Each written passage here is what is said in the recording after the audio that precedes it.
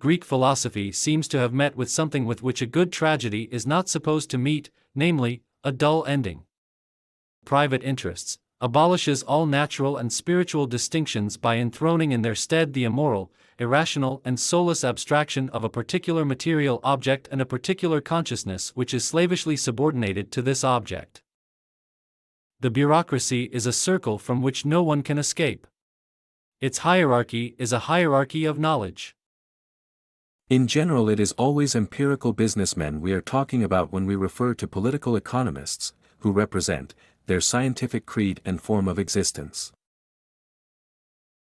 Morality, religion, metaphysics, all the rest of ideology in their corresponding forms of consciousness, thus no longer retain the semblance of independence. They have no history, no development, but men, developing their material production and their material intercourse, alter, along with this their real existence, their thinking and the products of their thinking. One of the most difficult tasks confronting philosophers is to descend from the world of thought to the actual world.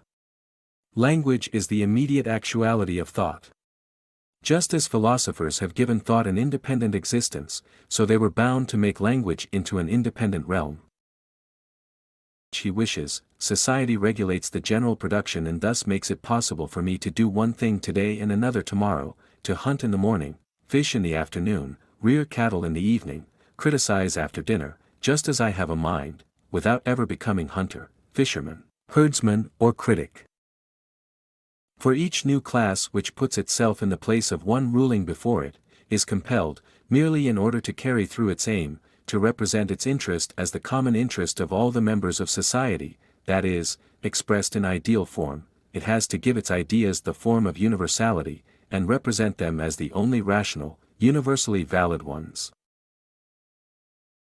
The materialist doctrine concerning the changing of circumstances and upbringing forgets that circumstances are changed by men and that it is essential to educate the educator himself.